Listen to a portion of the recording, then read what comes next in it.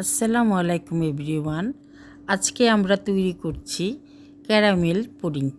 এখানে নিয়েছি 7টা ডিম,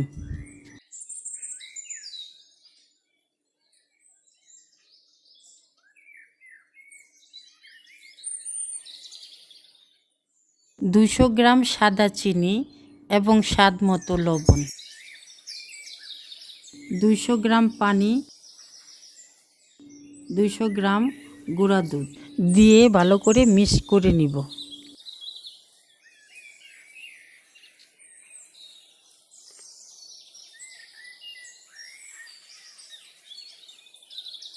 সর্বশেষ 1 table spoon vanilla essence. Baking প্যানে চিনি ঢেলে নিয়ন্ত্রিত তাপে রেখে চিনি আস্তে আস্তে গলে ক্যারামেল তৈরি করে নিব।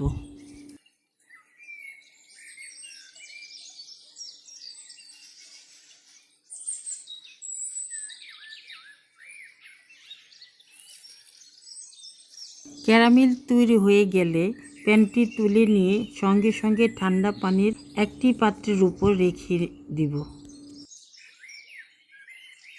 এখন একটি ছাঁকনির ব্যবহার করে পুডিংয়ের মিশ্রণটি ক্যারামেলের উপর আলতোভাবে ঢেলে নেব।